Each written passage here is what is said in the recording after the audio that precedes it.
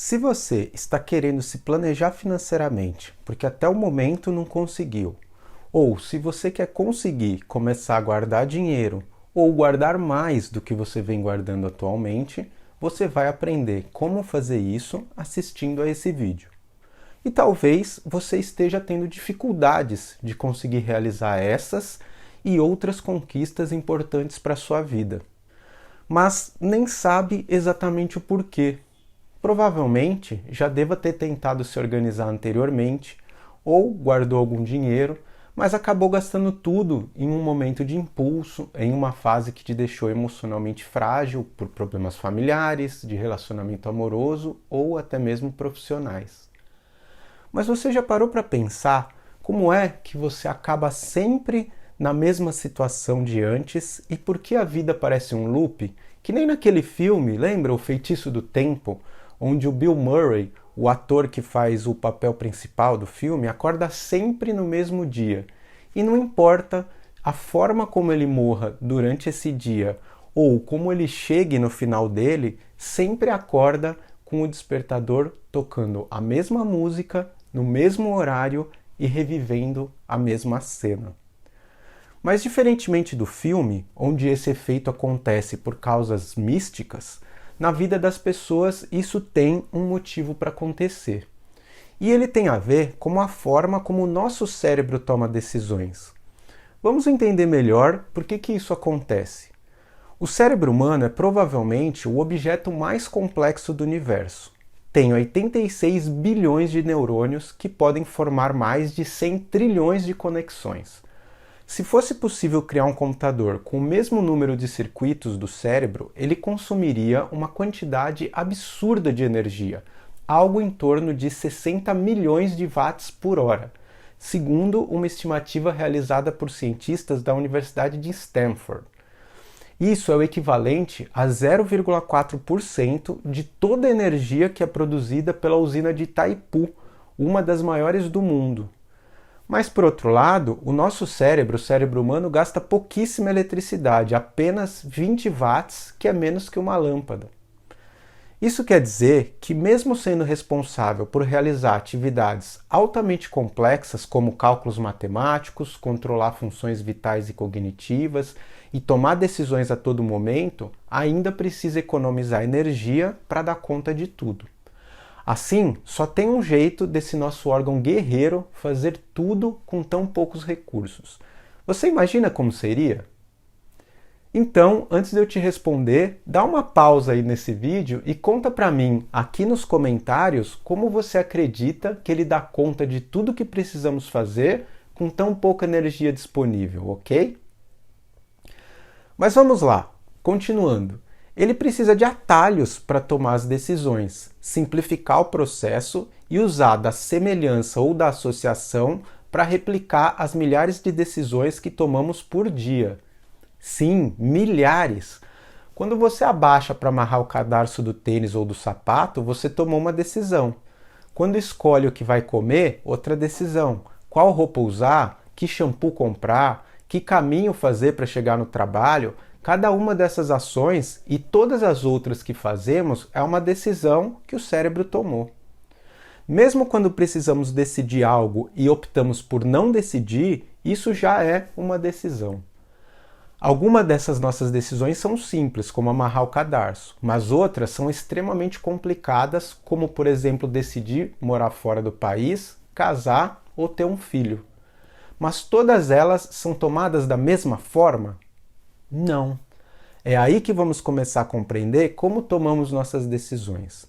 Ao longo do tempo, o nosso cérebro evoluiu de acordo com as necessidades e o progresso do ser humano. Na era do Homem das Cavernas, quando o Homo sapiens apareceu sobre a Terra, o cérebro tinha apenas uma única função: a sobrevivência. Ele precisava garantir que o ser humano sobrevivesse por mais um dia, escapando de tigres dente de sabre, do clima extremo, da fome e de alguns outros perigos. Para isso, começou a desenvolver estratégias que permitiam a sobrevivência e a primeira delas era poupar o máximo de energia possível. E dessa estratégia surgiram as famosas zona de conforto e procrastinação, as tendências do ser humano de permanecer no conforto e só agir quando realmente necessário para poupar energia.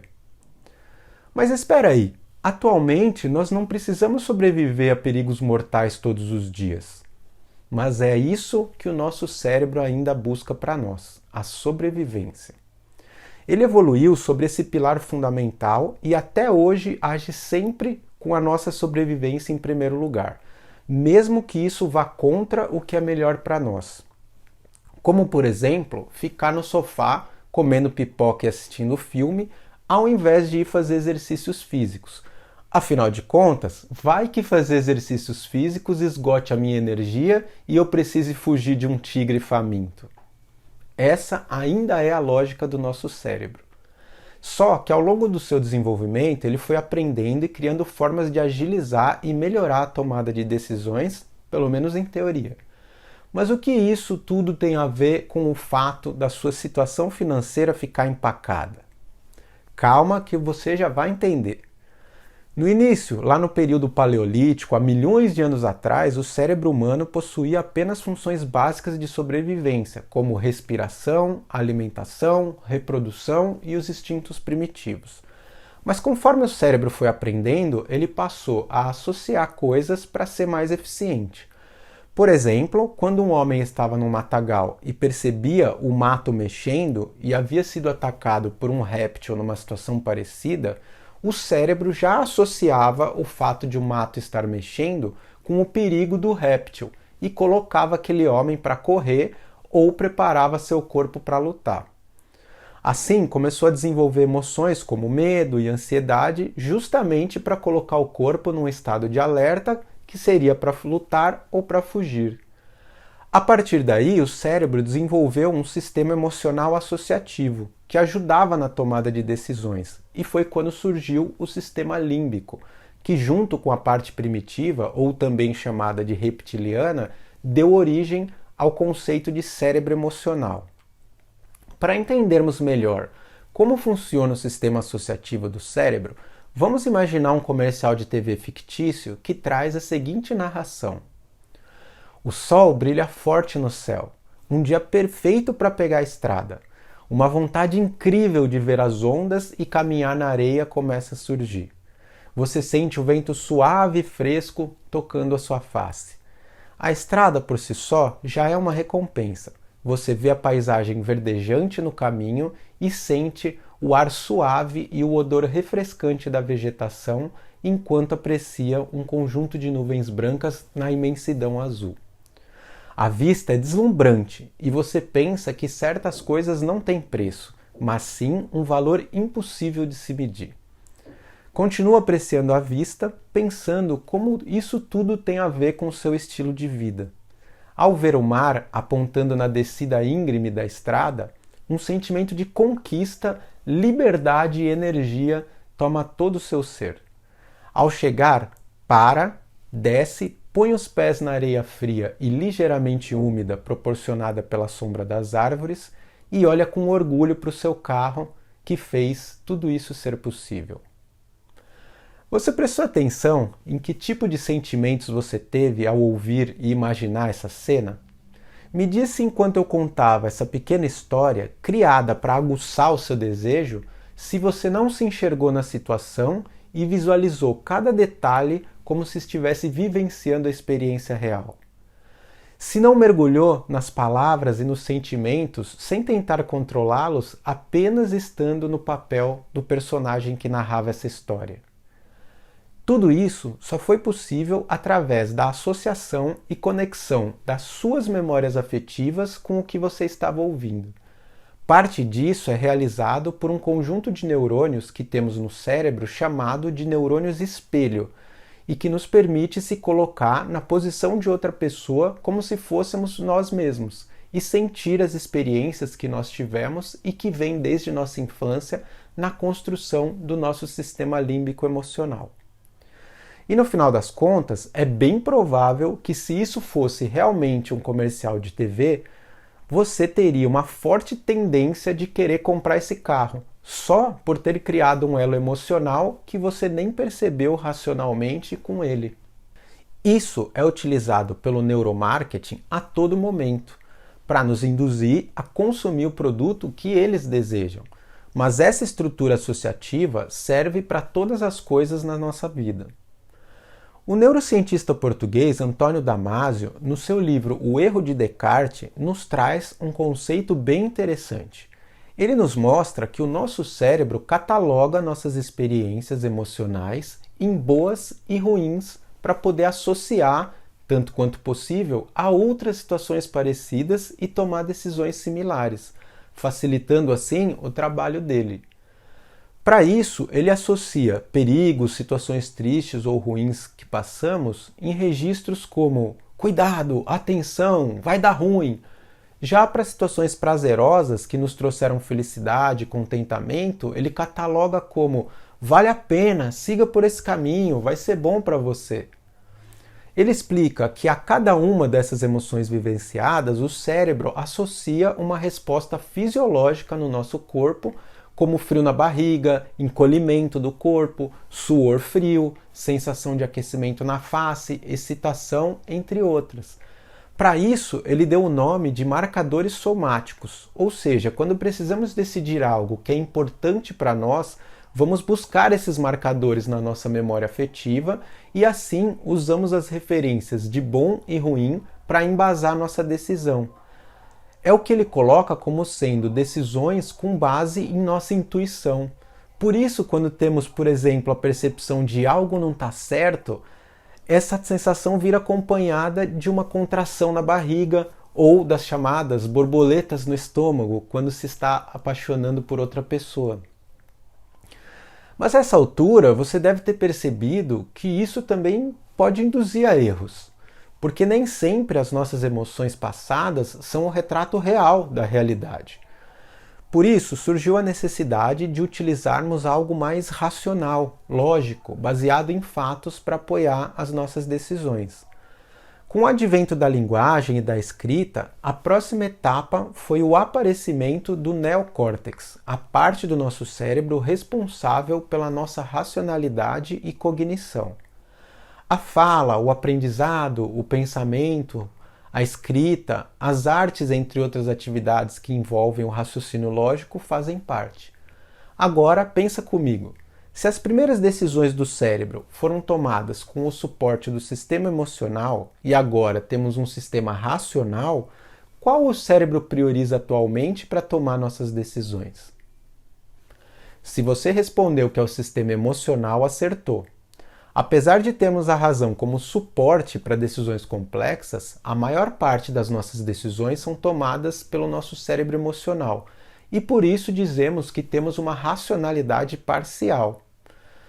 Vamos colocar isso em relação às suas finanças. Imagine que você contraiu uma dívida porque gastou demais e depois de um tempo e de um bom sacrifício conseguiu pagá-las.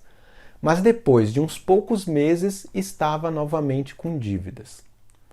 Olhando para aquilo que você acabou de aprender, veja que o seu cérebro associa prazer e conforto ao ato de comprar, por exemplo.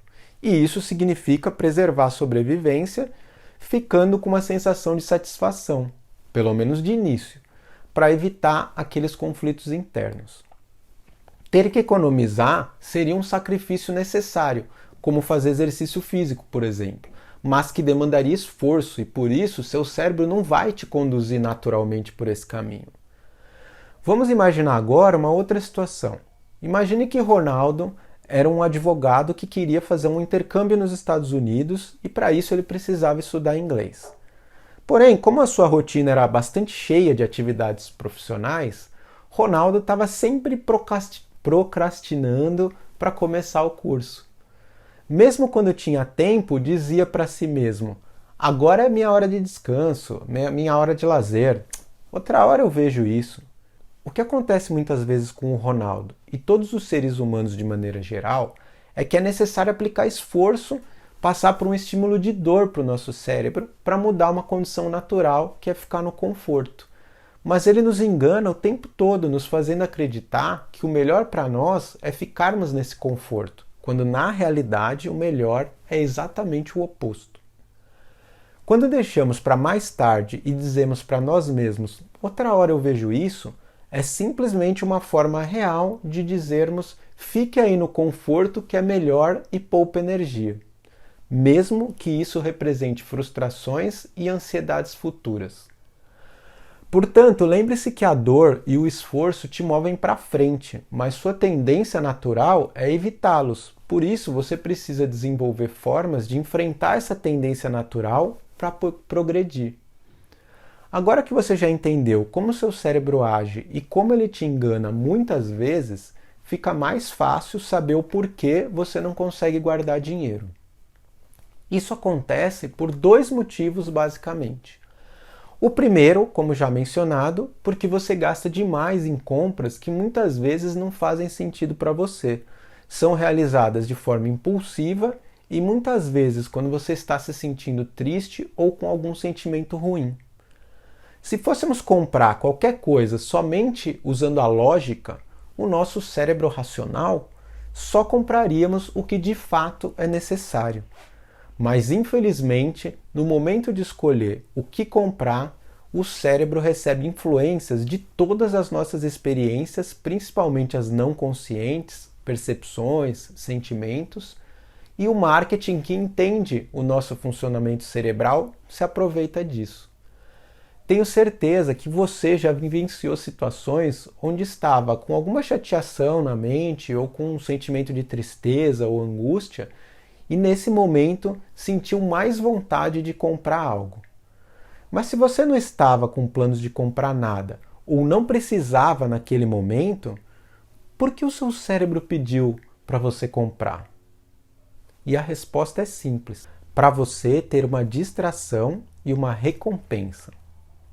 Ele estava tenso, em conflito por alguma razão, mesmo que naquele momento você não conseguisse perceber de maneira consciente o motivo pelo qual ele buscava a distração e o alívio do mal-estar. Quando você foi comprar algo, desviou a atenção do seu cérebro para outros estímulos, a visão agradável do ambiente, o cheiro característico do local, a sensação de tocar no objeto ou experimentar uma roupa e se sentir bem, a sensação de satisfação, entre outros. A recompensa é então dada pelo fato de ter realizado aquilo que você desejava sem esforço, te dando uma sensação agradável, a de comprar. Ao adotar esse comportamento repetidas vezes, isso se torna um mau hábito e começa a te endividar ou consumir seu dinheiro de forma predadora. Porém, essa vontade de comprar sem ter uma necessidade é uma outra forma que o cérebro tem de te avisar que algo está errado. O segundo motivo é porque guardar dinheiro para o futuro é visto pelo seu cérebro como um esforço, uma dor e não um prazer.